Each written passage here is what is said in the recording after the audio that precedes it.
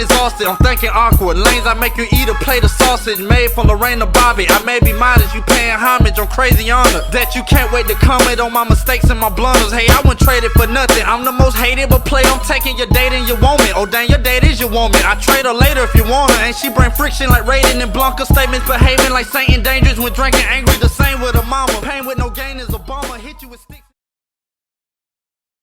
What's going on, y'all? What's going on? This your boy Hen checking in, man. Episode 46 to the Pull Out Game Podcast, man. Y'all know what's going on, man. You know what time it is. Pull Out Game Podcast is back in your face again. You know what I'm saying? Like a bad zit. You know what I'm saying? Like a bad bump. You know what I'm saying? Time to make it thump. But look, man, Pull Out Game Podcast, man. I appreciate everybody out there that subscribe. You know what I'm saying? That haven't subscribed yet. Y'all getting ready to subscribe, and I appreciate y'all and appreciate everybody watching. Appreciate everybody like with the comments. You know what I'm saying? Your input, insight on what you're liking. Y'all been showing mad love and sharing the videos, and y'all just been showing out for the kids. Y'all just been showing out for the podcast, man. So appreciate y'all, man. Just appreciate y'all, man. Appreciate one, appreciate everything too. You know what I'm saying? Yeah, man. I can't thank y'all enough, man. I can't thank y'all enough.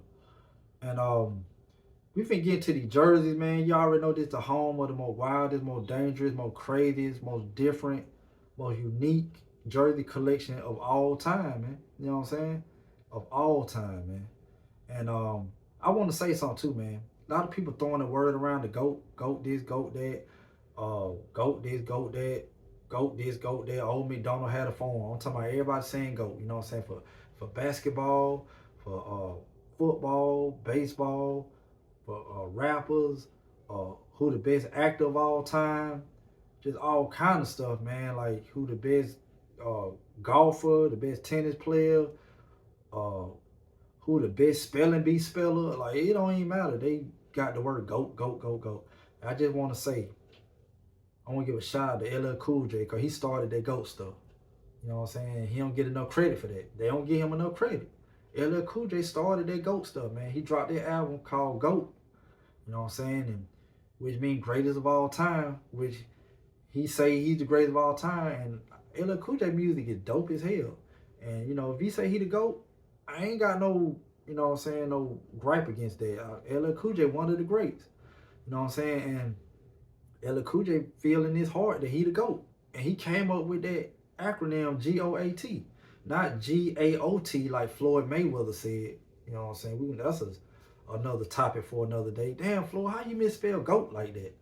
But at the same time, though,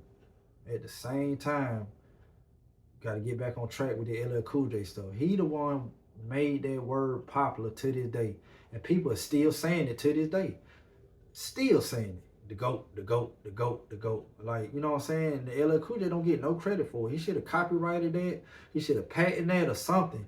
Because a lot of people saying that word and LL Cool J ain't getting the credit. LL Cool J could have been a billionaire just off that word. Like, I mean, that name is ringing bell. Like, when they talk about who the best or something, they go and say the word GOAT. GOAT, GOAT, GOAT. And they have like a GOAT. Like, you know what I'm saying? Got Shannon Sharp wearing a GOAT mask. For LeBron and stuff, which definitely not true. But they got him wearing a GOAT mask and stuff. But that GOAT thing didn't come about till LL Cool J brought it out. LL Cool J is the master ceremony for that word, man. He's the creator of that acronym. Of course, they've been saying greatest of all time, but LL Cool J made it into a cool little saying of GOAT. He started that. So I just want to give him his props for that, man. I feel he don't get enough props for that, man. You know what I'm saying? So, and we talk about GOATs and stuff on this podcast all the time. So, yeah, it'll only be right that we get LL Cool J his flowers and his prop for like coming up with that word, man. You know what I'm saying? He don't get enough credit, enough, you know what I'm saying, enough recognition for that. You know what I'm saying? So you got to give LL Cool J that love for that, man. You know what I'm saying? And if I LL Cool J, I be telling everybody, for that GOAT word, I need love. Y'all get it? That was his name of his song. Anyway, man, y'all sleeping, y'all slow. But some of y'all caught it. You know what I'm saying? Shout out to y'all. But like I said, man, we finna get into the first jersey. You know what I'm saying? And before we get into the first jersey, I want to say something else too, man. With the Diddy stuff, man. I ain't gonna speak into all that other stuff with the Cassie and the Diddy stuff going on. Cause this is what I believe, right? Cause you know the case ain't over yet. As I'm recording this now, the case is not over with. But what I believe is, right? I believe it is. Two things I believe. Let me say one thing I believe. With this case, I believe I believe there's more to come. And I feel like the lightest stuff that's going on is right now. Cause all I hear they talk about is folk who having a pissing contest. He pissing on her. She pissing on him. Like, you know what I'm saying? I don't know, they wearing diapers in the bedroom. I don't know. They wearing Huggies. I don't know. But all I see them having a pissing contest. Like, open your mouth. You know what I'm saying? Spread your legs. Let me pee on your forehead. Like, they just pissing. Like, just a pissy infested goddamn court case. I mean, and it's crazy that they said Cassie, she having sex with Diddy while she FaceTiming her it was her boyfriend, now her husband. Like, that's crazy. Like, who doing that? Like, that's wild. I don't know. Like, I guess some people put up with anything just to find love. I don't know. But I heard they still, they were still doing the freak offs and stuff. And I don't know, after they broke up, and it's crazy, man. But what I think though, I think that with this case, this the lightest as it gonna be. I feel like, the pissing and all the sex stuff, cause that stuff is really, it's legal. So I feel right now is this the lightest it's gonna get. And I feel later on at the case like go on further, I feel that's the crazy stuff gonna come out. And I feel they didn't do the crazy stuff first, because if they did the crazy stuff first with the sex trafficking and the pedophile, I don't know all that gonna happen. But if they did all that first and did the Cassie stuff later on, by the time they got to the Cassie stuff about them pissing and all that, it wouldn't have really been about nothing. They're like, okay, they ain't nothing. So I feel they like working their way up to that. They going elevator style. They working their way up. And I feel they getting there. So I feel like it's like a movie. Like the suspense get deeper and deeper. So they starting off light, and it's sad that something light about people getting pissed on and stuff. That's bad enough. But that's the lightest stuff that it gonna be at the case at the beginning. And later on, boy, ain't no telling what you gonna get. Boy, I'm talking about, ain't no telling what you might get, man. I'm talking about Diddy might have some monkey like running through the house in a thong, like raping women. I don't know what the hell going on, man. I don't know what he gonna have. I don't know what's gonna pop out. I just got a feeling, y'all, it's gonna be something crazy, man. Octopus hanging from a chandelier twerking. I don't know what we gonna get, y'all. We don't know what we gonna get. We gonna have to just stay tuned, man. I'm talking about like Cassie doing backflips off the roof in a goddamn snorkeler outfit. I don't know what we gonna get. You just don't know what you're gonna get, man. Like, I don't know, man. They might, it ain't no telling, man. They might come out and say goddamn Craig Mack ain't dead. I don't know. You know what I'm saying? I can't tell you. I don't know what's gonna happen. You just never know, man. But rest in peace to Craig Mack, Black Rob. You know what I'm saying? I feel Diddy didn't do them justice. You know what I'm saying? He ain't try to even pay for none of their funeral, knowing they were down and out. He ain't try to pay for none of their funeral. He had money sitting on top of money, money looking on top of money, money looking at money, and he didn't want to give them nothing. Like, not even a funeral. Funeral, like, he could wipe his ass with that money. He didn't want to do that.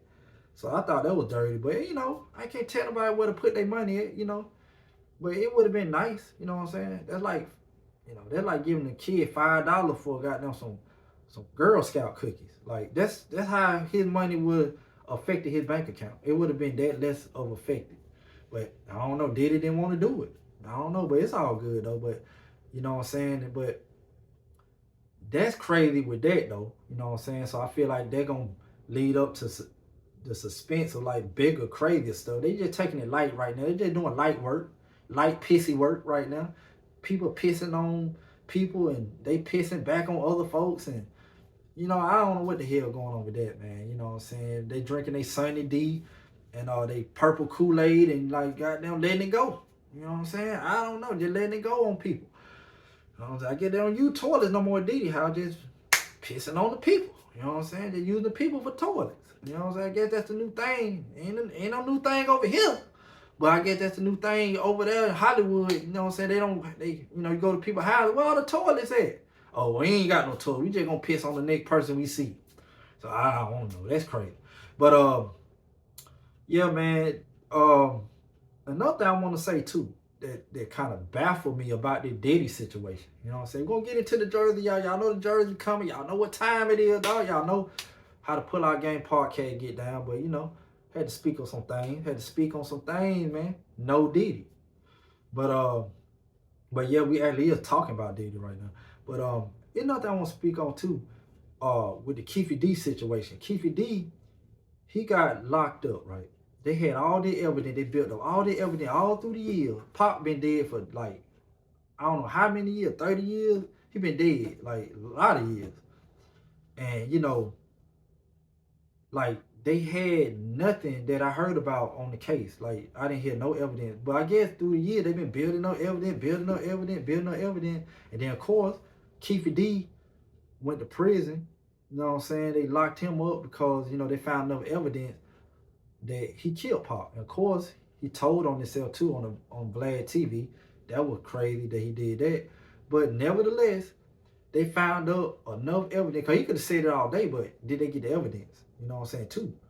So you still had to get evidence. Because anybody can say anything. And, you got to prove the evidence that they saying that coming out their mouth. But at the end of the day, they got the evidence, they stacked it up, they had enough evidence and courage and a warrant, whatever, to bust in that man's house to get him to say, you killed Tupac. You killed Tupac Shakur. Like, come on, man. It's one of my favorite rappers of all time, man. One of the greatest rappers of all time. If not the greatest. Like, I love Pac, man. And shout out to Pac, man. I miss them days, man. Them 90-day Pac days. And, you know what I'm saying? Miss them days. But look, man. Told you I'm a hip-hop head too. But look, like, okay, they got enough evidence to get him, to get Keefe D. Okay, so they got Keefe D. They got all the evidence to say this man did it, right? They got him. And once they got him, they locked him up and, you know what I'm saying, held him in contempt and all that, contempt. They got him. So when they got him, that same dude that they got, that same dude said, look, man, y'all got me. But the dude that hired me to do the job was Puff Daddy, P. Diddy. You know what I'm saying? Papa Diddy Pop. You know how the old boy said on the Bad Boy video, we ain't going nowhere, or Bad Boy for Life, whatever. But yeah, Papa Diddy Pop, P. Diddy, Puffy. Yeah. Keefe D said I didn't own him out after they built up all that evidence, they booked him. That same dude that they booked and got and held in contempt and got locked up, that same dude said, yeah, y'all got me. But Diddy the one hired me to do the job to kill Tupac. So my thing is this. Y'all had all that evidence to get him. And he telling you that Diddy paid me to kill him, to kill Tupac. Why y'all ain't getting Diddy for nothing? Like, I don't know. It seemed like they didn't investigate it. They didn't investigate nothing. They didn't look into nothing. They ain't trying to figure out nothing. They just worrying about who can piss the farthest, or who can piss on each other the best, or what color will each other piss. Was it yellow today? Was it clear? Like, did you drink some purple or orange Gatorade? Like, I mean, where did it go? Like, it seems like that's all they worry about. You know what I'm saying? Of course, the Cassie thing. Cassie, she ain't looking too good either, because they got text messages of her saying, like, she enjoyed the freak off. Diddy got them say some texts. They're saying that she loved the freak offs, and when can we do it again? So Cassie ain't looking too good either. So I don't know what's gonna come out on this case, but I always thought that was crazy too. Like, that happened with Diddy, cause the thing that went down, I don't know how true it was, but what they saying happened was, I think we talked about this before. Another episode me and Warren did. I think we did.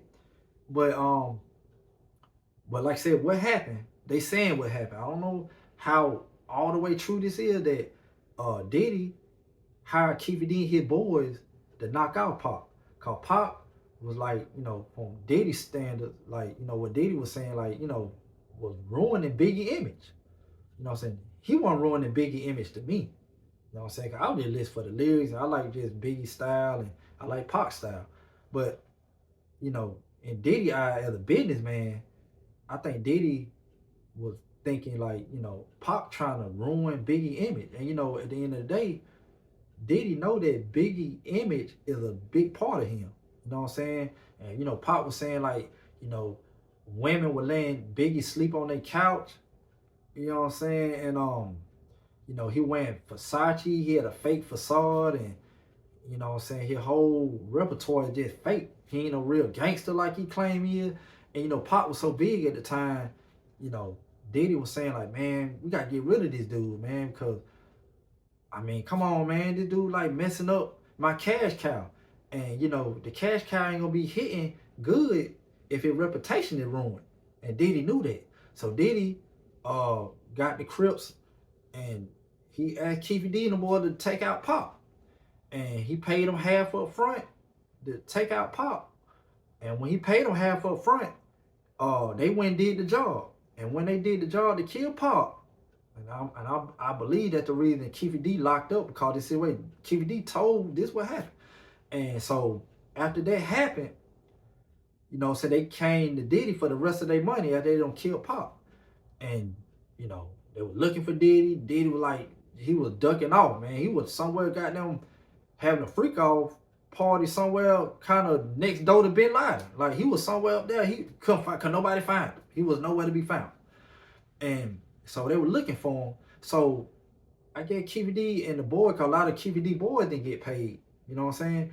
And they was like, okay, they didn't get paid. So Diddy, you ducking us? Okay, we can't find you. Won't know yet. And you didn't give us our money. That's fine. So what we're gonna do is we're gonna goddamn take off your boy. You know what I'm saying? We're gonna kill your cash cow. The same reason you wanted Pop gone. So Biggie can flourish with money and they can make more money and he can grow bigger into the music game. We're gonna take your boy out. Now you ain't gonna be making no ends with no big cash cow. Since you wanna block us for our money after we kill Pop for you, we finna take our big. You know what I'm saying? That's what, you know what I'm saying? I think Keefy D saying that's what happened. So at the end of the day, what I think is how it looked, how I'm seeing it. This right here, nigga. Anyway, but how I'm seeing it is Diddy responsible for Biggie and Pac death. Y'all seen that movie Never Die Alone with DMX?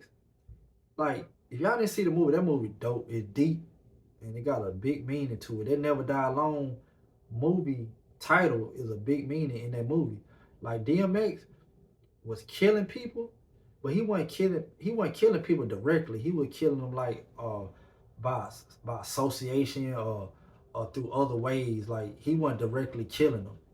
Like other people were knocking him off, but he was like responsible for it in some kind of form or fashion. So it's like, yeah, that's crazy. That kind of mind what Diddy was doing to like these people, man. Like how Craig Mack, what happened to Craig Mack, then you got Shine, you know what I'm saying? They saying Shine and shoot. Old girl, they saying Diddy did it. I don't know, like, you know, like all this stuff going on, but you know, and that stuff happened with Pac and Big, you know what I'm saying? He didn't pay the money. He wanted Pac knocked off and he didn't pay the money. They ended up retaliation of killing Big. Why ain't nobody talk about all this stuff, man? You know what I'm saying? My cousin Kim Porter, rest in peace. You know what I'm saying? Rest in peace. Kim, she passed away. You know what I'm saying? And Kid Cudi car got blew up. I'm trying to like, what's really going on? So I'm just trying to see what's going on, man. Like people is like, they just sweeping a lot of stuff under the rug though, and I'm trying to see why. Like, you know, Diddy got some pull with crooked cops and a lot of stuff going on, but I'm trying to see why is that going on like that people just sweeping stuff under the rug like that. But yeah, man, just something for y'all to think about, man, because I damn sure been thinking about it, man. You know what I'm saying? For real. But look, we ain't gonna keep it, you know what I'm saying, with all this Diddy stuff, man, and the pissing contests and stuff like that, man. And a lot of folks out in Hollywood love pissing, man. Like, damn, like, I mean, love pissing on people, man. I get like toilet just don't exist no more, man. I mean, they ain't got no outhouses or nothing. Just pissing on folks, man. What's really going on? But yeah, man, let's get away from that, man. You know what I'm saying? But It's crazy work out here, man. But let's get into the first jersey, man. The first jersey we finna get into, man, is a legend, man. It's a legend, all out legend. And I can't say it no better than that, man. Like, I grew up watching this dude. I had fun watching this dude play. He a legend, man. Like, he iconic. And I feel like people gave him his just due late. You know what I'm saying? I'm just saying it like that. And I'm glad the Pull Out Game podcast is here to, you know what I'm saying, to put people flowers where they need to be. You know what I'm saying? Give people their cigars and flowers on time, man. You know what I'm saying? And that's what it's all about, man. But the person I'm talking about, the player I'm talking about, the athlete I'm talking about is a stand-up guy. Good guy. Great player. Great guy. But who we talking about? Let's pull it out. Talking about this dude right here, man. Y'all can't see it yet, man. Y'all just see San Diego, man. So, but y'all know who that is, though, right? Y'all know what team San Diego is, right? With the baseball, man. Y'all know, right? Come on, man. San Diego Padres, man. Yeah, man. San Diego Padres. But who jersey is this, though, man? All still everything. This thing clean. See the Cooperstown collection? Yeah, man. Oh, that thing clean. Even the damn tag clean, but the tag shining and clean. Come on, man. But look, man. Enough of that. San Diego Padres, all still everything. Who? This crime dog, man. This the crime dog, Fred McGriff, man. If y'all know Fred McGriff, the baseball player, y'all know that's his name, man. The crime dog, Fred McGriff. The crime dog, man. Man, come on, man. Then we played with the Padres, man. Come on, man. San Diego Padres, Fred McGriff, man. Come on. Whoo, this thing clean too, man. Shout out to Fred McGriff, man. Shout out to Fred McGriff, the crime dog. Much love, man. This dude is legendary, dude. Y'all playing, man. Fred McGriff, man. Come on, man. And y'all stay tuned, because I got the Fred McGriff Atlanta Braves Fred McGriff too, man. That's who we won the World Series with. You know what I'm saying? But look, the man did his thing with the San Diego Padres too, man. Come on. Yeah, let's go. Let's talk about old Fred, man. Let's talk about Fred McGriff, man. Get it right. Get it right, man. Get it right. Fred McGriff. Yeah, man. Whew. It's Fred McGriff, man. All city, everything Fred McGriff, man. Man. Dude, legendary dude. Like, man, he played 3 seasons with the San Diego Padres, man. 3 seasons.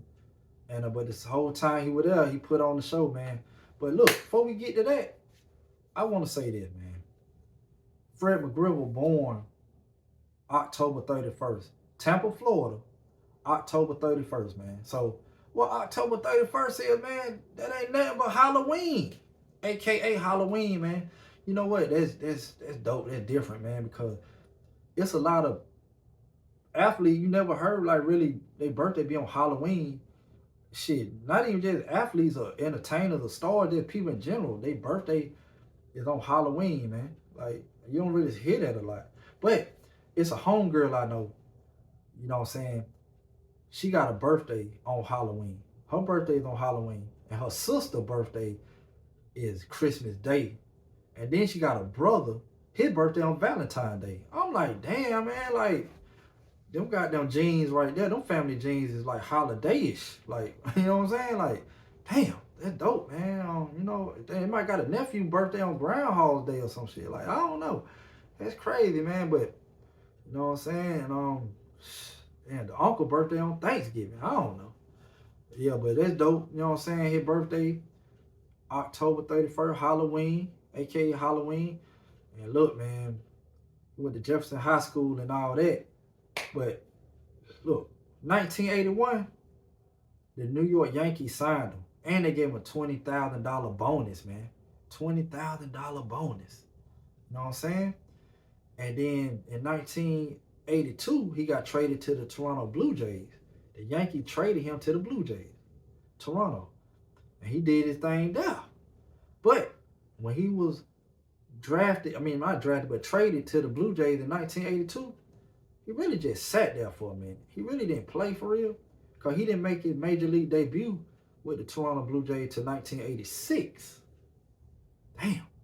1986, man. That's when he made his major league debut, man. And I mean, you know, I don't know, like I know he was in high school, man. He was on the team his sophomore year. He got cut. He had to bounce back, man. And yeah, you know, he came back strong, man. And as a player on the San Diego Padres, man, he had a career batting average of 284 batting average. You know what I'm saying? And now, matter of fact, I think that's his whole average or his whole career, 284, man. And I think he had a career batting average 284 with the Padres, and his whole career a 284 as a career, 284 batting average. And then he had 493 home runs, man. You know what I'm saying? And then he had 1,550 RBIs. And then I know, like, San Diego Padres, like, he walloped 35 home runs for the Padres and driving in 104 runs. You know what I'm saying? That was just for like one season. But he played 3 seasons with the Padres, man. 91, 92, 93. And then 93 season, mid-season, he got traded to the Atlanta Braves. We ain't going to get into all the Atlanta Braves situation yet because I'm waiting till I pull out the Atlanta Braves Fred McGriff jersey. You know what I'm saying? Won that World Series in 95. But he got traded to the Braves in 93, mid-season. The Padres traded him to the Braves, right? And the thing is, it's crazy because the debut, I want to wait till, you know, we talk about the Braves, but I got to say it now because I think it's dope. It's like, it's bad what happened to the stadium, but it's dope how the story came about. But what I'm saying is, Fred McGriff, when he got traded to the Braves, he made his debut with the Braves. And the day he's supposed to make his debut with the Braves, before the game started, like hours before the game started, like the Atlanta Braves stadium, Fulton County Stadium, caught on fire. Like it was like a big booth, like a baseball. It wasn't like it was like a booth and stuff. Like people sit in like a skybox or something like that. It was something like that. It was like a room or somewhere. It caught on fire real bad. And I thought they were going to cancel the game, but they did it. They ended up playing the game, and Fred McGriff ended up making his major league debut for the Braves that game as the, you know, it caught on fire. You know what I'm saying? The stadium caught on fire. That went to Fulton County Stadium, and it caught on fire. He made his major league debut, and he ended up hitting a home run. He had like a good-ass game that game. And everybody knew it was on and popping because Braves already had great players. But like I said, when he went to San Diego Padres, he was dope. He was a great hitter. And like I said, man, he one of the few baseball players in baseball history, like he could go on any team and he automatically become the cleanup hitter. And for y'all don't know what the cleanup hitter is, that's a big deal. That's a big thing. Like, okay, like if you're a cleanup hitter, like this is like somebody get on first base. The first hitter get on first base. Then the second hitter, he get a hit. That's a player on first and second base. Now somebody else, the third player in the lineup, he get a hit. Now somebody on first, second, and third base. Now it's up to the cleanup hitter to clean all the bases out. You know what I'm saying? Like hit a grand slam, you know, that's hitting a home run with everybody on base, or like hitting a double or something. Like you the cleanup hitter. You cleaning everybody off that's crowding on the bases. First, second, and third base. You cleaning all the bases up. Like, you know what I'm saying? So that's your job. So the cleanup hitter always hit fourth. And that's what he did. And he was a beast at it, dog. He like did not play no games. Like Fred McGriff did not play with y'all, man. Come on, man. Fred McGriff, he was like a good people person. You know what I'm saying? He always was like a lifter upper. You know what I'm saying? He always like had positive things to say. Everybody loved Fred McGriff. I don't know who didn't love Fred McGriff. Like Fred McGriff was a great person, great player, but he never was flashy. He never was like cocky like that. He just let the game do the talking. Like he really just let the game do the talking, and it did a lot of. It didn't do no talking. It did a lot of walking. You know what I'm saying? And I don't mean like 4 balls and you go on to first base, a lot of walking. I mean a lot of action. He did not play, man. Fred McGriff was that guy, man. You know what I'm saying? He with the Blue Jays. He was that guy. You know what I'm saying? And who with the Yankees? He started off a little slow, a little bit. You know what I'm saying? You know, trying to you know, but they ended up trading him. Like I said, then he went to the Blue Jays, and he played some season there. But a lot of time with the Blue Jays, he really was sitting on the bench. Like I said, he didn't make his debut to '86. You know what I'm saying? But he really was drafted like in '81. You know what I'm saying? But he didn't actually play until '86. You know what I'm saying? So he stayed there, and then he ended up getting, like I said, with the Padres. And yeah, man, he did great with the Padres, man. And like he was a team player. Like I said, he ended up getting the name Crime Dog. You know what I'm saying? And I believe, well, I found out, you know what I'm saying, I've been hearing his name since I was a kid growing up. You know, I've been hearing his name, I've been watching him play. His name was Crime Dog. You know what I'm saying? Fred McGriff, the Crime Dog. But it's a baseball player named Kirby Puckett. And I think an all-star game, they were practicing and doing the game. And, you know, there was, you know what I'm saying, Kirby Puckett kept calling him, hey, Crime Dog, Crime Dog. And I think he would call him Crime Dog, not because Fred McGriff looked like the Crime Dog. I think he would call him that because his name sounds like McGruff, the Crime Dog. You know, the Crime Dog cartoon dog named McGruff. And Fred, his name McGriff. So I think he put that together, started calling him Crime Dog. You know what I'm saying? But and the name just stuck with him, man. Fred McGriff, the Crime Dog, man. And it's a fitting name too, man, because he caused havoc on that field, man. You know what I'm saying? He committing crimes on that field, man. He hurting hearts on that field, man. Like somebody gets something stolen from him, he was stealing games from him, man. He was taking their hearts, man. Crime Dog, man. So yeah, gotta show love to Fred McGriff, man. And I think it's a travesty that, and I think it's just sad that, you know, he retired like in, I think like 2012, and they waited this long, you know what I'm saying, like to induct him into the Hall of Fame. Matter of fact, they inducted him in the Hall of Fame in 2023. But he been retired like, you know what I'm saying, like about 12 years or 11, 12 years before that. And, you know, they usually wait about 6, 7 years in baseball, probably 5 or 6 or 7 years, you know what I'm saying, until it's time for you to get inducted. You know, so they wait that long, but they waited, I ain't gonna lie, they waited a long time for this dude, man, to retire, man, and induct him in the Hall of Fame. They waited a long time to get that man in. That man's supposed to be in. And what I heard too, he had 493 home runs, y'all. And it's a little rumor I be hearing that if he had 500 on the dot, if he rounded that 493 off to 500, he would have got in there. But to me, that's stupid because what's 493 to 500? Them still great numbers. It ain't everyday baseball player hitting 493 home runs, man. Y'all stop playing with Fred, man. Fred McGriff was that guy. I grew up watching him. And when he with the Padres, he with the Braves. I remember playing with him on Sports Talk Baseball. You know what I'm saying? I get the Padres. He played, yeah, I get the Padres. Fred McGriff was on that team. Yeah, I remember Sports Talk Baseball, man. It was a dope game. I missed that game. I missed them days. Shout out to the 90s again. Y'all know what time it is.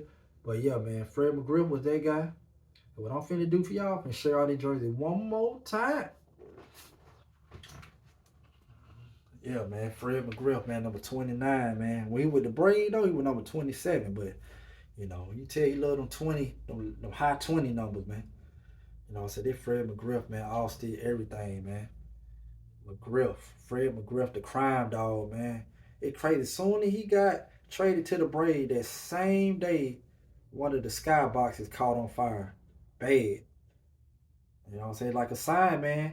Fred McGriff finna bring some heat to the Braves, though. Bring that fire to the Braves. And he damn sure did both ways. On the field and in the skybox. Fred McGriff, man. San Diego Padres jersey, man. You know what I'm saying? That was the day he was playing with Tony Gwynn. You know, I put that Tony Gwynn out on y'all, man. Y'all stop playing with these Padres, man. Shout out to Tony Gwynn. Rest in peace to Tony Gwynn, man. Rest in peace, my guy. But yeah, man. This it right here, man. Yeah.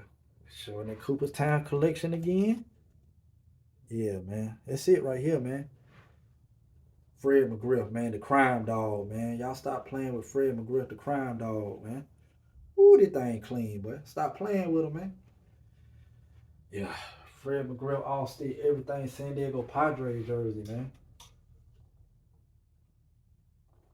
Yeah, man. Fred McGriff. And look, y'all see, another thing I want to say one more time too. Not one more time, I just want to say that y'all see I got the Atlanta Braves hat on. And y'all know I'm not a fan of the Braves. I'm born and bred Georgia now. I love Georgia to the fullest. But I've never been a Falcon fan, y'all. I'm sorry, I've never been a Falcon fan. But, I pulled the hat out. I just feel like this, you never know what I'm going to pull out, man, on the podcast, man, with the hat, the jersey, whatever. But y'all just like, shit, I'm just going to rock it, man. I don't hate the Falcons or nothing like this. So, I like them. I could tolerate them enough to wear the hat, but I just want to rock it today, man. Just something different, man. Yeah, just buying just something regular, man. But yeah, it's all good, man. Y'all some Falcon fans out there, y'all. I sell this hat though. You know what I'm saying, y'all. No, but for real though, man. You know what I'm saying. Shout out to Fred McGriff. You know what I'm saying, San Diego Padres, and growing up through the years watching these players, man. Like, you know what I'm saying, like Fred McGriff and the other players. You know what I'm saying? Like, come on, man. Come on. It's just nostalgic moments, man. It's dope moments, man. I just never forget players like him, man. My childhood, man. My Papa Thad, man. Like, you know what I'm saying? Turning on the Braves game when he played with the Braves, you know what I'm saying? And watching that with my granddad, my Papa Thad, the Braves winning their first World Series, man. Like, you know what I'm saying? And knowing how great Fred McGriff was before he got with the Braves. So when he got with the Braves, I automatically knew. People that know baseball automatically knew, like, Braves already had a killer lineup. They had like cold, fire-ass pitchers. So, and they added Fred McGriff on top of that. Man, that was like KD going to the Warriors, my boy. Like, for real, baseball-wide, that was kind of like KD going to the Warriors, man. Because Braves already had like a mean-ass team, then you added Fred McGriff with it. But at the end of the day, though, it don't matter how good the team is. You had to show and prove, though. You had to show and prove. And Fred McGriff, he did great in the World Series. He had a great regular season. I mean, because you got a good team, that don't mean that you going to be the bus rider. You still got to play great to help the team win. That's why they got you. The same thing KD did. KD didn't go in there slouching. KD came up there and took over the team. The team became his. So, and you got to be great to do that. You know what I'm saying? That's what KD did for the Warriors. That's what Fred McGriff did when he got to the Atlanta Braves. So shout out to Fred McGriff, man.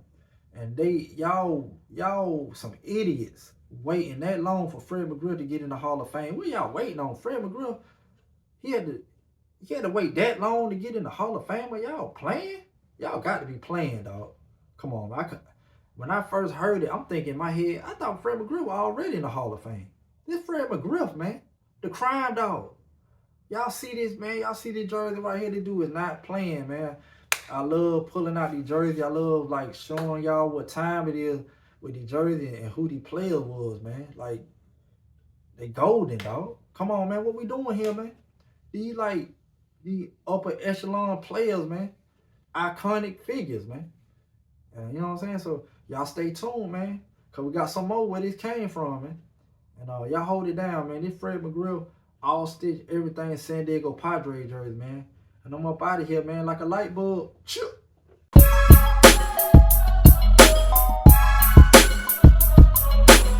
My brain is exhausted, I'm thinking awkward. Lanes, I make you eat a plate of sausage made from Lorraine or Bobby. I may be modest, you paying homage on crazy honor. Man, what's going on, man? What's going on? This your boy Hen checking in, man. Episode 46 to the Pull-Out Game Podcast, man. This segment 2 or episode 46. You know what I'm saying? You know what's going on. But if you don't, get ready to find out, man. But look, I ain't gonna get all into it, man. But it's something that really disgusts me, man. But give me a minute, y'all. It's crazy. What I want to talk about, man, the Tory Lanez situation, man. He lied on that man.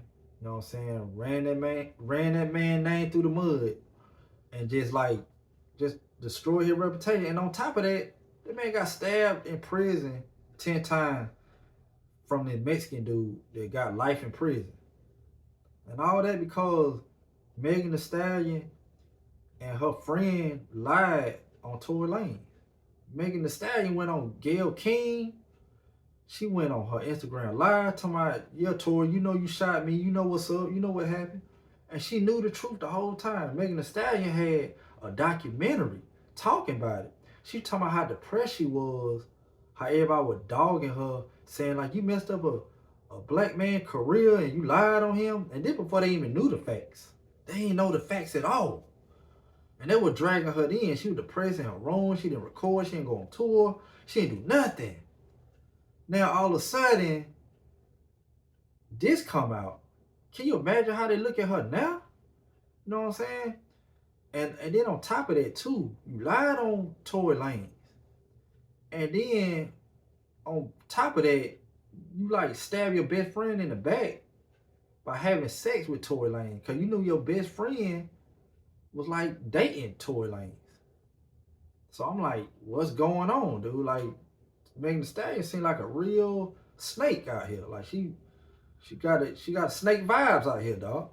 And I don't know, they saying Jay-Z had something to do with it. Like he paid somebody on the table to throw some lies out there to heat up the Tory Lanez story that he shot Megan. I don't know what's going on with that. But look, man. But Megan though, and her friend, Chelsea, whatever her name is, she need to be locked up. Megan need to be up out of here. She need to be locked up. Tory Lanez in prison, stabbed up from a Mexican.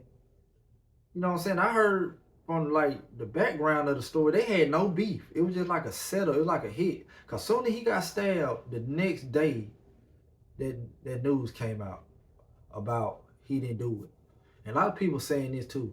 Well, if he's so innocent, like you say he is, and like people saying he innocent, why he ain't out of prison yet? Why they ain't let him out yet? Duh, they can't let him out yet because he in the hospital. He stabbed up. Even if he could walk up out of there as a free man, he couldn't because he in the hospital. He stabbed up. The man, they don't know if the man gonna pull through or not. He worried about, you know what I'm saying, like keeping his life going, much less about walking out of prison. You know what I'm saying? If he gonna be alive to get up out the prison, that's the thing. So, I mean, let the man, hopefully he recover. Let the man heal up and do all that first. But I guarantee when he heal up, I guarantee you they'll let him out. I guarantee you that. Come on, man. That man would have been up out of there, man. And he said, this why I blame Tory Lanez though, because Tory Lanez said he did that to protect Chelsea, whatever her name is. He did that to protect her. He didn't want her to go to jail. But she didn't care about you getting locked up. She was quiet this long. Like, she ain't give a damn about your safety and your freedom. I mean, come on, man. I don't know. I think now people coming out and saying, like, what happened. Tory Lanez kind of speaking on it. Chelsea, whatever her name, her bodyguards. He's speaking. They say he the one told everything. He got tired of BS. I don't know if he fired her or, she ain't paying him right or what, but he telling it. He was right there looking at it. But then when he told that, that's when they further investigated like some more evidence and DNA, and they got more in depth with it, which they been should have did, and came out. You know what I'm saying? That Tory Lanez didn't do it. And I always thought Tory Lanez was innocent until he had that phone call to the Chelsea, whatever her name. I won't keep calling it. I can't remember which one it is. Chelsea, whatever. I don't know, but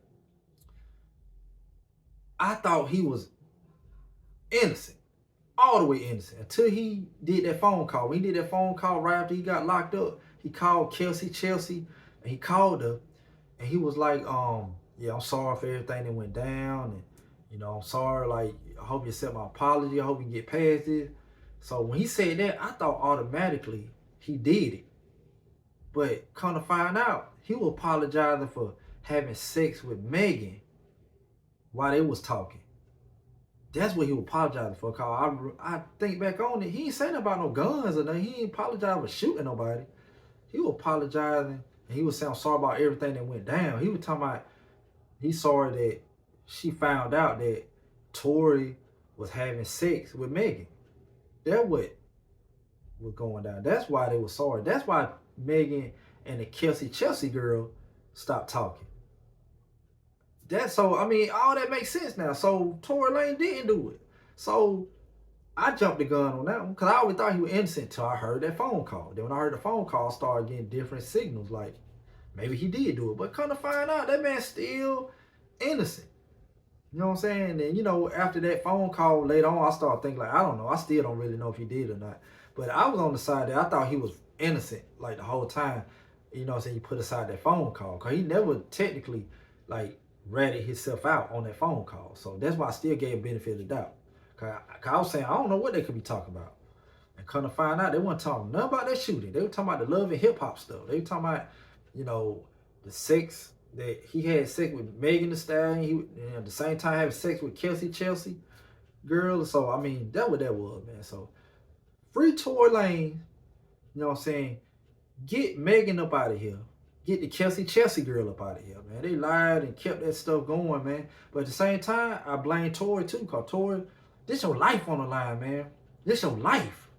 Your life is on the line, man. And you gonna like just throw your life away so somebody else want to go to jail or prison, and they the one shot Megan? So-called shot Megan. I heard that tape on her ankle was a prop, and it was staged and all this stuff, man. I heard she got some you know, that acting blood that they have in the movies. I heard she done got all that. I don't know. I don't know what the hell going on no more, man. I don't know. But yeah, man, your life on the line, and somebody didn't mind you going up the road, going up the creek, up the river, throwing a book at you. They didn't mind that happening to you, but you gonna save a person like that? Man, Tory Lane, that wasn't smart move, dude. Man, your life, you know what I'm saying, your life is wasted in jail, in prison, and you got stabbed like almost to death. I don't know if you gonna make it, I don't know. And all that just to keep somebody a secret on what they really did. I feel like this, man. You know, I mean, I hate to be basic with it, but you did the crime, you did the time, man. You know what I'm saying? You did the crime, go and do the time. And that's how I used to look at it, man, because she didn't mind pulling the trigger. Hey, man, reap what you sow, man. Reap what you sow. You know what I'm saying? But I don't know, man. I just hate Tory Lane went through that, and I thought that was just crazy that he let that happen. I feel like the lawyers didn't do a good enough job either, man. Like, y'all had evidence like that, DNA evidence. I'm pretty sure it just didn't come out. I think they just presented it out to us in the public now. But I'm pretty sure the evidence, the lawyer had a hold of this stuff.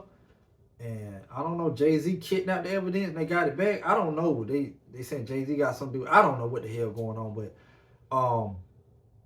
yeah, the lawyer could have did better than that, man. They could have did a lot better. A lot better. But, you know, what it is, I hope Tory Lane pulled through.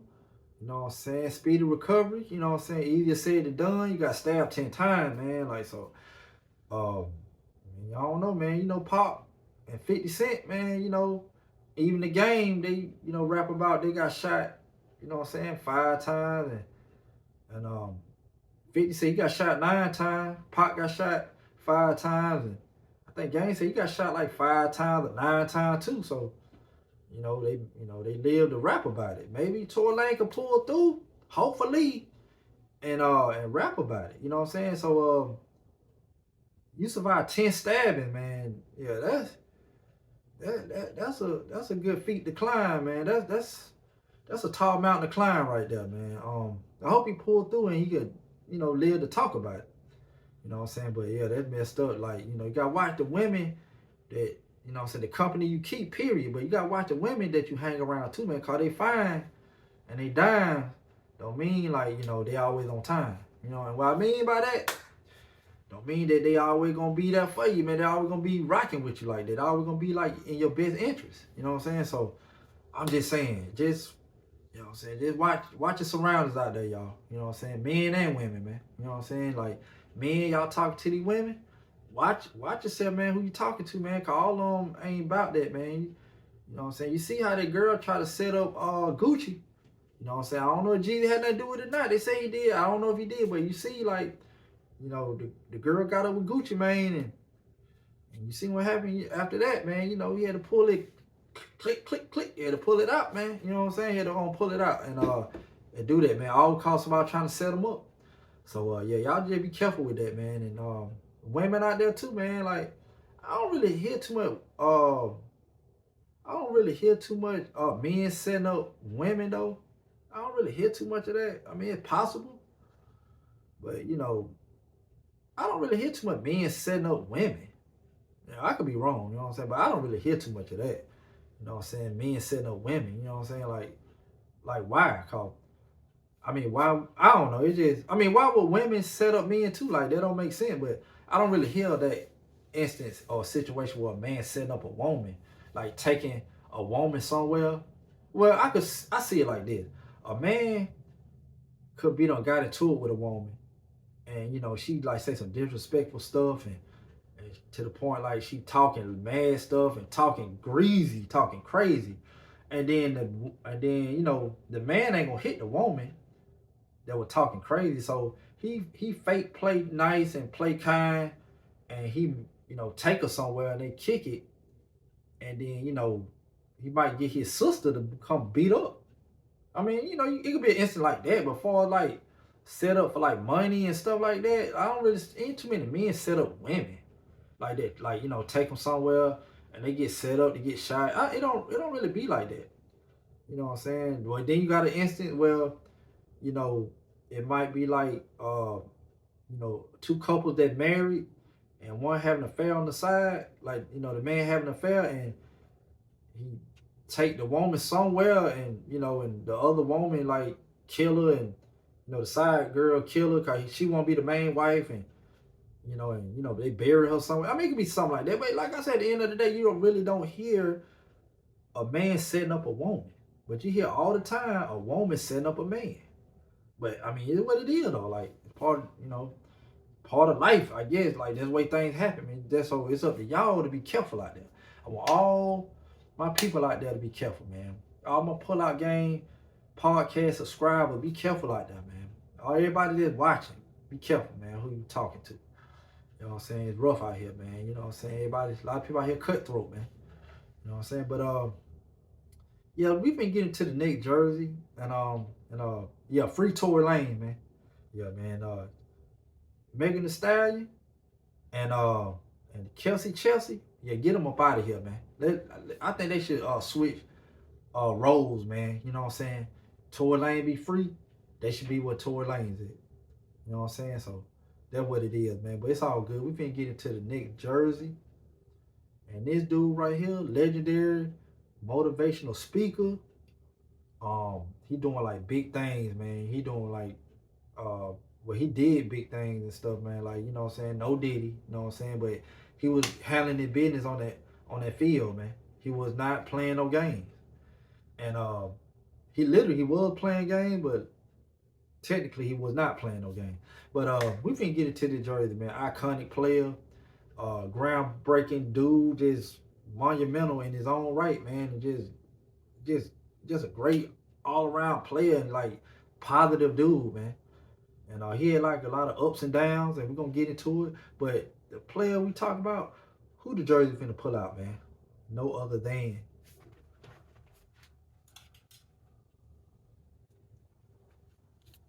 right here, man. Y'all see who this is, man? Yeah, man. The Baltimore Ravens all stitch everything, man. Y'all see it? Baltimore Ravens all stitch everything, man. Who is it though, man? Y'all see the patches and stuff, man? You know what I'm saying? The 75th anniversary patch, you know what I'm saying? 75th year anniversary patch. Baltimore on the other side, you know what I'm saying? Come on, dude. But who we talking about though? Who is this? Who is this, man? Come on, man. We're gonna give it to you right here, man. Yeah, man. Ray Lewis, man. All stitch everything Ray Lewis jersey, man. Stop playing with this guy, man. This Ray Lewis, dog. This Ray Lewis, man. Come on, man. Ray Lewis. Act like you know it, man. Ray Lewis. Yeah, man. Ooh, that thing clean, man. All stitch everything Ray Lewis, man. Come on, man. Yeah, that's it right there, man. Ray Lewis. Let's talk about Ray, man. Y'all see it, man? Ooh, bye. I'll tell you, man, nobody messing with the Pull Out Game podcast, man. Stop playing. Yeah, man. Let's talk about Ray, man. Ray Lewis, man. Yeah, this Ray Lewis, man. Hold up. Yeah, man, this Ray Lewis, man. All stick, everything Ray Lewis jersey, man. Um, Ray Lewis, man. Like I said, we all know he iconic player. You know what I'm saying? Groundbreaking. You know what I'm saying? He was born 1975, man, in Bartow, Florida, man. You know what I'm saying? And he went to the University of Miami, man. You know what I'm saying? 93 to 95. Then 96, he got drafted to the Baltimore Ravens. That's the same year the Baltimore Ravens became a team, expansion team for the NFL. So soon as he got to the Ravens, that's the same year the Ravens became a football team, an organization. He started that off, man. You know what I'm saying? Ray Lewis. And I want to give y'all a fun fact, too. Y'all know him for the name Ray Lewis, right? But growing up, you know what I'm saying, his real original name, his government name, birth certificate name was Ray Jenkins. Raymond Jenkins. That's his real name.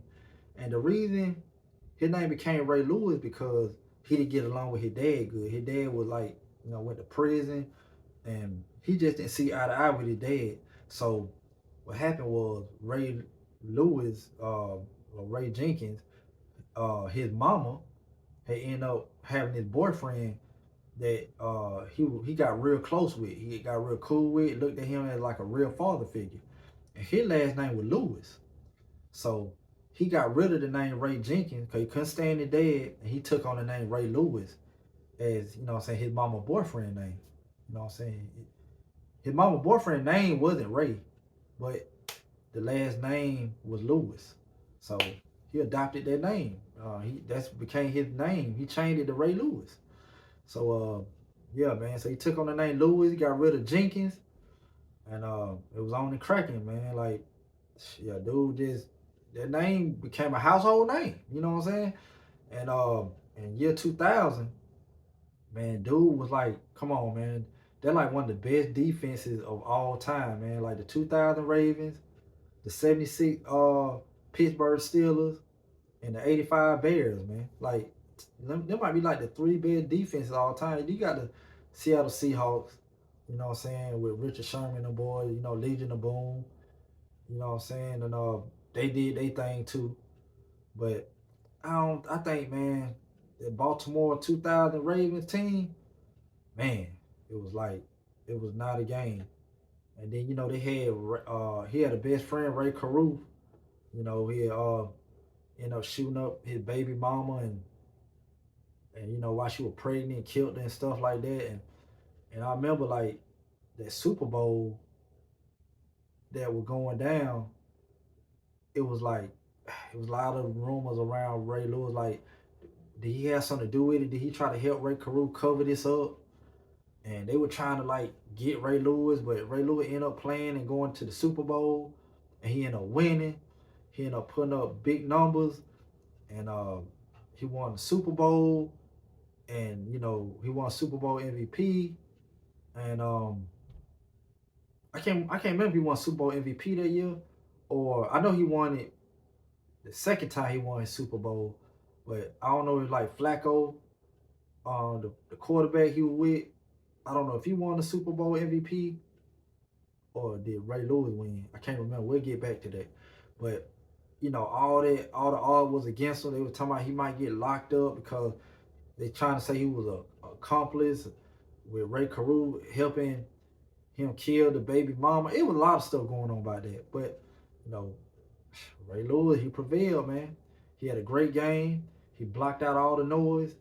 He did his thing, man. You know what I'm saying? Ray Lewis was a motivational speaker, man. And then on top of that too, that dance he do, they call it the squirrel dance, where he like slide from side to side, and he do that little dance. And he got that dance from a hometown homeboy when he was little, and he took that with him when he went to the NFL and college and all that. So he kept that dance with him. That came from a kid that he knew like in his hometown, man, a childhood friend. He adopted that dance from, man. So yeah, y'all see Ray Lewis do that dance. That we got it from his childhood. Somebody he knew, one of his closest friend in his childhood. But Ray Lewis was dope, man. He was like, he been through a lot, man. So the motivation speeches that he had, like before games, at halftime, they meant something, man. You could feel it. You could feel it in your heart, man, because you knew he meant it, man. You knew like the stuff he went through and the trials and tribulation. You knew what it was with Ray Lewis, man. You know, Ray Lewis was not. He didn't come to play when he was on that field, man. He did not come to play, man. Like this Ray Lewis, and I had to give him flowers today, man. Like that man played 17 seasons, man. You know what I'm saying? 978 solo tackles, man. You know what I'm saying? 365 assists. You know what I'm saying? Come on, man. 41.5 sacks, 20 fumble recoveries, 31 interceptions. He was selected to play in 13 Pro Bowls, won 2 Defensive Player of the Year awards, one Super Bowl MVP, and 2 Super Bowls he won. So yeah, I think Flacco won the first year, the Super Bowl MVP, and the second year he won the Super Bowl MVP. Yeah, man. Then he won his second Super Bowl on his last year of playing. So he dropped the mic on his last year, man. That's dope, man. You know what I'm saying? And I think in all though, like they said Ray Lewis had 2,000 solo tackles. You know what I'm saying? No, my bad. He had 2,000 tackles, period, and 1,500 solo tackles. You know what I'm saying? So yeah, that's what it was, man. 2,000 tackles combined and 1,500 solo tackles. And yeah, it's dope, man. But so had to give Ray Lewis his flowers, his props, man. Like when you hear a leader on the team, you should think of Ray Lewis, man. You know what I'm saying? When you hear like motivational people that'll get you revved up for a game, you gotta think of Ray Lewis, man. You know what I'm saying? I mean, dude was just legendary for that, man. You know what I'm saying? He willed his team to a win, man. Just call out the strength, how great he was and how much he believed in they could get it done, man. Come on, man. I mean, my. And I ain't talking about Johnny Gill, man. Dude was that guy, man. And while we chilling right here, I got to show the Ray Lewis again. Let's go and show it again, man. Yeah, Ray Lewis, man. All stitch everything, man. Come on, man. Y'all see it, man. Ray Lewis, man. Man, that purple, man. It hits home, man. Come on, man. Here we go, man. Ray Lewis, man. Baltimore Ravens jersey. All stitch everything, man. You see the 75 anniversary pad NFL logo. You know what I'm saying? Mitchell and this. You know what I'm saying? Come on, man. Ray Lewis, man. All still everything, man. Ray Lewis. Had to show props, man. Had to show love to this guy, man. Come on, man. It don't get no better than this, man. This Ray Lewis, all still everything, man. Baltimore Ravens, man. You know what I'm saying? That man came from the U. Miami, Florida, man. You know what I'm saying? Florida finest right here, man. Y'all stop playing with this guy, man. This Ray Lewis, man.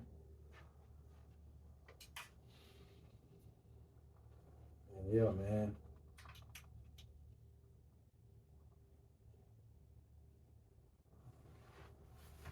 Yeah, man. This Ray Lewis, all stitch, everything Ray Lewis jersey, man. Dude did great, man. Deserves to be in the Hall of Fame.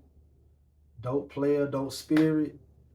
You know what I'm saying? Like I said, that with that Ray Carew situation, he had the ups and downs, you know what I'm saying? That was the down side of his career.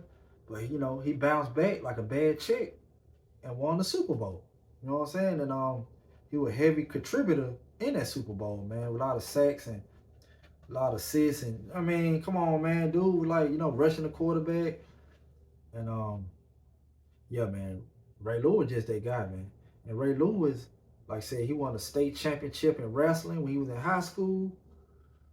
And I mean, what else can I say, man? Then on top of that, too, in high school, he played, you know what I'm saying, he was a tight end and he played defensive back. He was a defensive player too. So he played both sides of the ball in high school, man. So, I mean, what can I say, man? Dude did his thing. And then, you know what motivated him too? The school that his dream school that he always wanted to go to was Florida State. But They didn't pick him. So, Miami, Florida, the Miami Hurricane, man, they ended up taking him. And he went to them, and, it was the murder she wrote after that, man. But, yeah, man, it hurt his feelings, though, when he didn't get to go to Florida State. But he bounced back, though. Got with Miami Hurricane. He still got with a Florida team that's well respectable. Well respectable, man. And, yeah, man, he took off from there, man. And he used that Florida State motivation when they turned him down to get better and better. And, man, got 2 rings.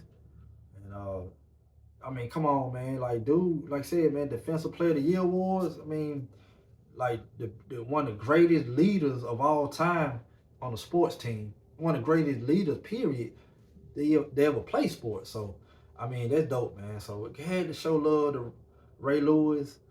All-American player, dope. One of the best leaders you could ever have on the team. And he just well respected, man. And the flower well deserved, man. This is jersey all-stitch everything, man. This is all-stitch everything. Baltimore Ravens jersey, man. This is Ray Lewis, man. His name was Ray Jenkins. But like I said, he didn't get along with his dad. His name could have been Jenkins on the back.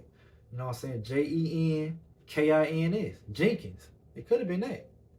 But he didn't get along with his dad. He adopted his mama boyfriend name and changed his name to Lewis, man. So there you got it. There you have it, Ray Lewis, man. So yeah. This Ray Lewis all-stitch everything, man. And hold it down, man. I'm up out of here. Y'all stay tuned for segment 3. I'm out. Choo.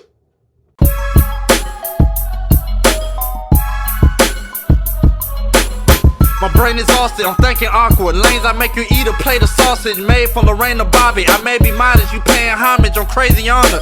What's good, y'all? What's good? This your boy Hen checking back on in once again, my friend. And after this segment going off, I'm going with the win. But look, man. I had fun talking about the players today. Ain't over with yet. Got another jersey to pull out. Finna bush our heads with. But I had fun talking about Fred McGriff, a.k.a. the crime dog. All-stitch everything San Diego Padres jersey. If y'all missed it, y'all sleeping, that's y'all fault. Hit the rewind button or whatever like that. Oh, yeah, look, make sure y'all like, comment, subscribe, share, all that, man. It helps the channel. Help it get out there. But look, I appreciate y'all rocking with the kid. I appreciate y'all, man. But, that's Fred McGriff, San Diego Padres jersey. I had fun talking about that today. Then I had fun talking about that Ray Lewis, all-stitch everything Baltimore Ravens jersey. Man, come on, man. I took y'all down a little memory lane with these players, man. They put in work, man. These folk was not playing no games, man. And, of course, we talked about the Diddy situation a little bit and the Tory Lanez stuff, man. Like, come on, man. As a black society, man, we got to start looking better in the media, man. Like, come on, man. Can't let these folk be laughing at us like this, man. Got to looking crazy like this, man. We got to do better, man.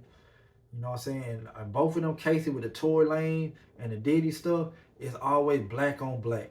Like Tory Lanez, Megan Thee Stallion, Cassie and Diddy. Like, or whoever. It's like black on black. Like, we got to do better, man. We got to do better, man. Because I love my black people, man, all day, every day. And, look, man, we finna get to the next jersey. Oh, before we get to the next jersey, I want to give a shout out to MJ. When I mean MJ, I'm talking about Michael Jordan. Shout out to Michael Jordan coming back to NBC. They say he's going to be a special contributor. I don't know what that means. Is he going to be he going to have like his own little show segment? Or is he going to be a broadcaster like Marv Albert and all them boys was? But if it left up to me, and I'm pretty sure a lot of people feel the same way. Like, if you're a Jordan fan, you want to hear Jordan behind that microphone broadcasting the games, like on NBC. I think it's dope that they bring in basketball back to NBC. NBC was so dope back in like the 90s, and it was like a moment in time, and you had to be there, man. The Pacers played, the Knicks played, the Bulls played, Sacramento Kings. The Lakers, like it was a good time, man. It was just a good time, man. You know, when Jordan came back to the league with the 45, you know what I'm saying, NBC hosted the game and he dropped the 55 points in the number 45 jersey. NBC hosted that. It was just a great time. Mark Albert was broadcasting the games. It was just so dope. Now they saying they got Jordan supposed to be like broadcasting the game. I don't know if they didn't come out all the way say he broadcasting the game, but there were a lot of people hoping that was going on. And I'm one on this hoping that would be so dope. Jordan, Michael Jordan, like is like broadcasting the game. There's nothing you can say bad against him. This Jordan, it's like the goats of the goats, man. You know what I'm saying? KD is my goat, but Jordan is my boy too. Like they're my guys. And you know what I'm saying, KD my favorite player of all time, but I'm a great big fan of Jordan. Like I'm a big fan of Jordan. So it's like, you know what I'm saying, it's like my 1 and 2 player, man. Like KD my favorite player all time, but Jordan's like right there with me. You know what I'm saying? To me, like Jordan, man.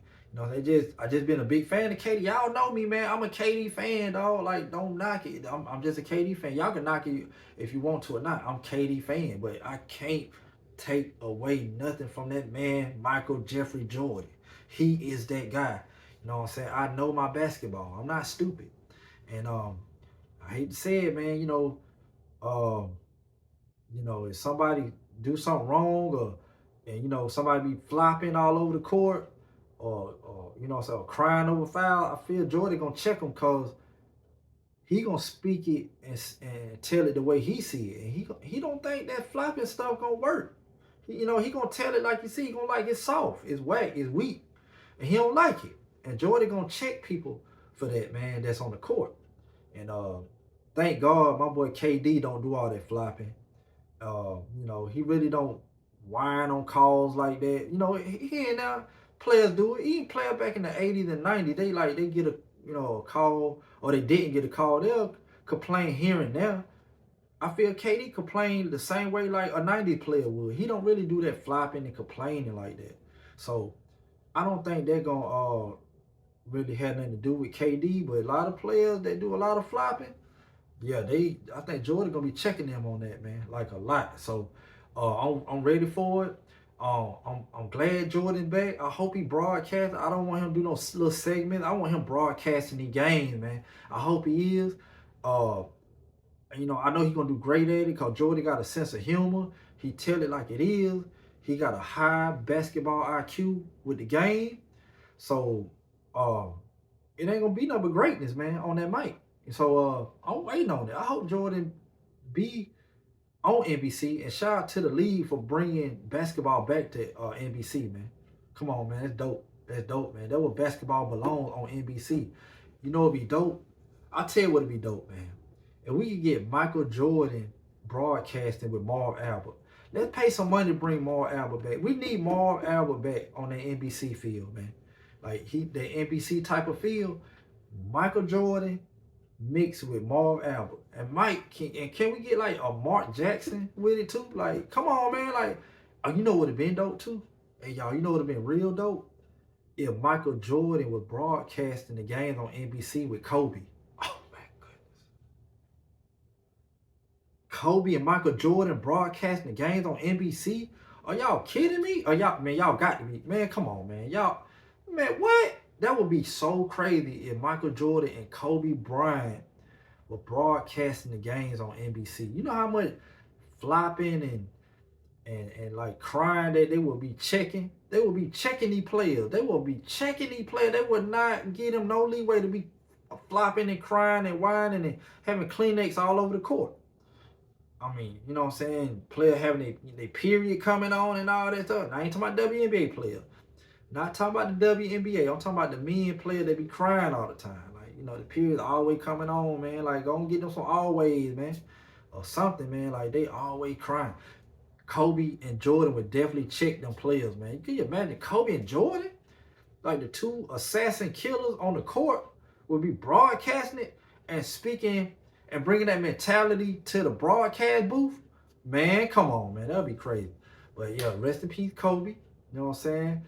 Kobe, you always gonna be alive, especially through this channel. You know what I'm saying? I got some more Kobe jersey, got some more MJ jersey, And I could have pulled out an MJ jersey since we talking about, him being a special contributor and broadcast. I could have pulled a Jordan jersey out today, but we gon' we had the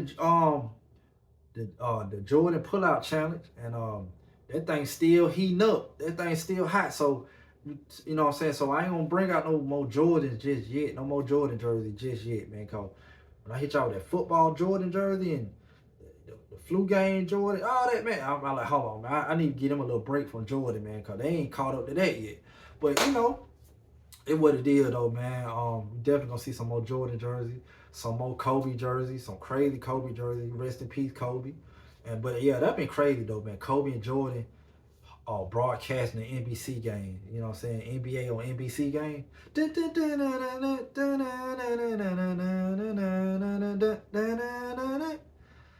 know what I'm saying? You are watching the NBA on NBC, brought to you by, you know what I'm saying? You know how it go. Y'all had to be there to know what I'm talking about. But yeah, man, let's go and get to the next jersey. This segment 3. I'm gonna pull out something crazy for y'all, man. You know how to pull out game, dude. You never know what's really gonna pop off on this channel, man. You never really know. But let's go. Let's go. Let's get it, man. But the first jersey finna pull out, my bad. The last jersey I'm finna pull out. You know what I'm saying? The last jersey I'm finna pull out is no other than this person is unique, different, and talented. But I'm finna bring it back from you know what I'm saying, from the humble beginning, man. But who we talking about though? This player right here, no other than. Brace yourself now. Man. Y'all see who this is right here, man? Come on, man. Y'all stop playing the pull-out game. Y'all know this something crazy. I know y'all like, who the hell it is? Dowling Catholic, man. Dowling Catholic High School, man. Come on, man. Who is this, man? Dowling Catholic, dog. Number 11? Who could that be? Y'all ready? Man, please. Come on, man. There's no other than Caitlin Clark High School jersey, man. Caitlin Clark? This a high school jersey. Wait, is y'all playing with me right now? Man, I got to be dreaming. This Caitlin Clark High School jersey, man. Y'all know I'm a fan of Caitlin Clark, man. I can't lie, man. I'm a fan of her, man. Like, she dope. And this her high school jersey. This when she was in high school, y'all. Caitlin Clark High School jersey. What? Oh, man. Come on, man. Somebody set the alarm off, man. Come on, man. Who you know pulling this out, man? Man, I know who the pull-out game. That's who pulling it out. Man, this Dowling Catholic, man. Caitlin Clark, all stitch, everything, high school jersey, man. Stop playing with the pull-out game, man. Yeah, man. Y'all see it, man. Come on, y'all see it. Yeah, man. Yeah, let's talk about it, man. Caitlin Clark, man. Caitlin Clark, high school jersey, man. I mean, what can I say, man? I mean, you know what I'm saying?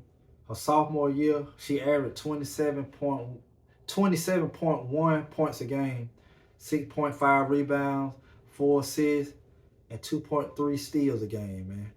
You know what I'm saying? Ranking second in the state in scoring. That was just her sophomore year, man. You know what I'm saying? The junior year, she averaged 32.5 points a game, 7 rebounds, 3.5 assists. You know what I'm saying? 2.2 steals per game. You know what I'm saying? Leading her team to the Iowa Classic. You know what I'm saying? 5A playoffs. I mean, dope, man. Then her senior year, she averaged 33.4 points a game, 8.0 rebounds, 4.0 assists, 2.7 steals. You know what I'm saying? Per game. Leading the state in scoring. She led the state in scoring her senior year, man. So, like, it's dope, man. This Caitlin Clark, man. All still everything high school jersey, man. You know, look at them. You know what I'm saying? Y'all heard them numbers that I just said, man. You see then she was destined for greatness, dog. Like, she was destined for greatness, man. And, like I said, she played in Iowa. She grew up in Iowa. You know what I'm saying? She went to high school in Iowa. She went to the college of Iowa. You know what I'm saying? I pulled out Caitlin Clark, you know what I'm saying, Indiana Fever jersey on the episode a while back, because we was talking about, you know, a lot of people like doing the hating on her, like she coming in the league, getting all that attention. So we had like a discussion about that. Me and Warren were talking about that. And then, I pulled the jersey out. You know what I'm saying? The Indiana Fever jersey. But I haven't pulled out her Iowa jersey yet. Her college jersey yet. But I had to bring it back to humble beginnings, man. You know what I'm saying? This Caitlin Clark all stitch everything high school jersey, man. You know what I'm saying? Dowling Classic, man. Like this crazy work right here, man. This her high school jersey, man. Like, what we doing here, man? Like, come on, dude. But yeah, I just had to pull the jersey out, man. This legendary work right here. Caitlin Clark, man, and I ain't gonna lie, man. She been wreaking havoc in the WNBA, man. I'm talking about she didn't miss a beat from college, going to the pro. Like, she's still in college, the way she jacking up them threes, man. She really like hammering them Steph Curry threes like it ain't nothing. I'm talking about from the logo, man, from half court. I'm talking about like she throwing up shot, man, like she trying to win a damn, $1 million, at halftime shot. You know how they pull somebody out the crowd and they tell them you make a shot from half court, you win $1 million. She shooting them shots on the regular in the game. So it's like, man, what you want her to do, man? Like, the girl got skills, got talent, man. The girl can ball. She got handles. She can pass her ass off. She's dope, man. She get rebounds. I mean, she dope, man. Like, Caitlin Clark is dope, man. I don't, you know what I'm saying? A lot of people be hating on her too, you know what I'm saying? Like, a lot of blacks hate on her because she white, and a lot of people hate on her because she's a female.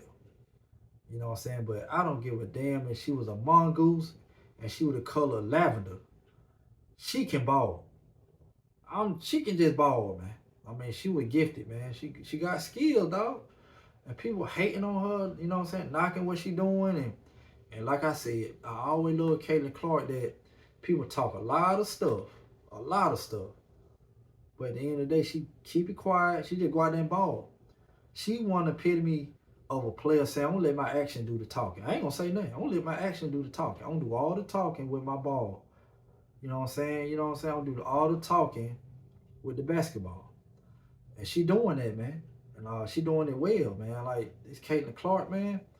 And I had to pull the jersey out, man. I had to, man. What y'all talking about, man? This is Caitlin Clark high school jersey, man. This is Caitlin Clark high school jersey, man. You know what I'm saying? Pull out that Fred McGriff. Pull out that Ray Lewis. Yeah, I just had to hit y'all something that y'all ain't even seen before. Like, come on, man. Like, I don't know when the last time Caitlin Clark probably seen her high school jersey. She probably have. She probably got it hanging up in her house or whatever, like that, where she stayed, and it's probably there. I know it's there. You know what I'm saying? She one of the people you could tell she ain't forgot where she came from, man. And she just love to hoop, man. That's what she just love to do. But look, what I'm finna do right now, I'm finna show y'all this jersey up close and personal once again. Come on, let's do it. Yeah, man. Yep. Here it is, man. Caitlin Clark, all stitch everything high school jersey, man. Come on, man. Legendary stuff right here, man. I'm just saying. Got to love it, dog. Got to love it. Come on, man. She went to the Catholic school, Dowling Catholic, man. You know what I'm saying? Out there wrecking shot with them girls, man. You know what I'm saying? Wrecking shot towards them girls, man. You know what I'm saying? Catholic school, man. You know what I'm saying? She got them dropping Bible verses while she was crossing them up. Come on, man. Caitlin Clark, man. Caitlin Clark high school jersey. I'm going to keep saying it, man, till y'all understand what y'all looking at right now, man. That's crazy, man. Caitlin Clark, man. You know what I'm saying? She that female assassin, man. The female assassin. Yeah, man. Had to show love to Caitlin Clark high school jersey, man. Like, she been doing big things in WNBA. She didn't get to win a title, you know what I'm saying, for her Iowa team in college. You know, she got close to the Final Four. She knocked on the door, but couldn't quite win it, man. You know what I'm saying? Couldn't quite win it all, man. But she did a thing, though, man. She did a thing. You know what I'm saying? Still.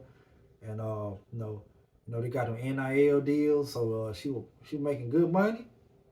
I'm surprised she didn't stay, like, you know what I'm saying, like another year, man, because she making big bread in college. But, you know what I'm saying, she is the one that, like, making the sport rise up, man. Like, Caitlin Clark for the WNBA. Like, she's the biggest, like, ticket holder, man. She the biggest, like, attention grabber. Like, she's the box office attraction that people want to see in the WNBA, man. Like, you know what I'm saying? Hate it or love it, it's the truth. You know what I'm saying? You got Angel Reese too, but I feel like, I'm gonna be honest, I feel like Angel Reese's name is popular because the little rival that she had with Caitlin Clark in college. You know what I'm saying? And I ain't gonna lie, man. You know, they say Caitlin Clark and Angel Reese is like a rival. I could see it like that because the little thing happened in college when, you know, Angel Reese was holding the ring up and all that. But I ain't gonna lie, man. Since they been in the WNBA, it ain't been close, man. Like, Caitlin Clark been busting Angel Reese team ass, man. Like, I'm talking about big time, man. Like, I'm talking about, like, on a skating rink and never skated before and bust your ass. I'm talking about I'm talking about giving them that work. Caitlin Clark is not playing, man.